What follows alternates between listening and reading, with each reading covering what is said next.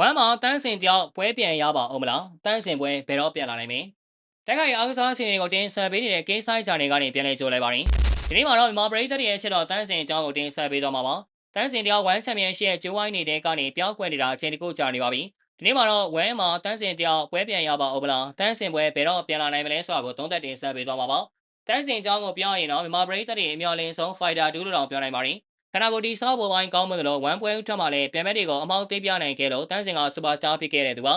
တန်းစင်ကဝမ်ပွဲဥထက်မှပြန်မဲ့ထိုင်းဖိုက်တာနှစ်ဦးကိုနှစ်ပွဲဆက်အလဲထိုးဒိုင်ပွဲရည်တွေနဲ့အနိုင်ယူခဲ့တာပါဒါပေမဲ့အိမ်နောက်မှာတော့တန်းစင်ကဂျပန်စူပါစတာတက်ခဲလူနဲ့စပြီးတွေ့ပါတယ်အဲ့ပွဲကနေစလို့တန်းစင်ကဝမ်မှာ9ပွဲစတိုက်ရှုံးနေထားခဲ့တာပါရှုံးပွဲများစုကလည်းလဲထိုးတွေနဲ့ရှုံးနေထားခဲ့တာကြောင့်တန်းစင်တော့အမောင်မိုင်ဆုံးကာလာတွေပါပဲတန်းစင်တယောက်ပွဲပြန်ရနိုင်လားဆိုရင်ရနိုင်ပါသေးတယ်ရှုံးပွဲတွေဆက်နေပေမဲ့တန်းစင်ကပရိသတ်အင်အားလည်းရှိတယ်လို့ပေါ်ရင်းမြင့်တဲ့ဖိုက်တာတို့ပါဒီလို Fighter 2ကိုဥက္ကရာကြီးချယ်ရီကလွယ်လွယ်နဲ့တော့လက်လွတ်ပေးသွားမှာမဟုတ်ပါဘူး။တန်းစင်ကိုသူနဲ့ Level 2 Fighter 2နဲ့1ဘက်ကပွဲပြန်စီစဉ်ပေးဖို့စ조사လာနိုင်ပါတယ်။1ကသူတို့ရဲ့ social media တွေမှာလည်းတန်းစင်ရဲ့ပွဲတွေကိုခက်စိတ်စိတ်ပြန်တင်လာခဲ့တာအကြောင်းမကြာခင်လပိုင်းထဲမှာပဲတန်းစင်တယောက်ပွဲပြန်ရလာနိုင်ပါတယ်။1ဘက်ကပွဲပြန်ပေးခဲ့မယ်ဆိုရင်တန်းစင်နေနဲ့မဖြစ်မနေနိုင်ပွဲပြန်ရှာဖွေနိုင်ဖို့ပဲလိုအပ်နေတာပါ။အကောင်းဆုံးပုံစံနဲ့ပြန်လာနိုင်ပါစေတန်းစင်။ဗီဒီယိုလေးကလည်းတော့ပါပဲ။ One Championship UFC လက်ဝဲနဲ့ MMA အကြောင်းအစုံတွေကိုတင်ဆက်ပေးသွားမှာဖြစ်လို့ KSI Channel လေးကို Like and Follow နဲ့ Subscribe လုပ်ပေးထားကြဖို့မေတ္တာရက်ခံလိုက်ရပါတယ်ခင်ဗျာ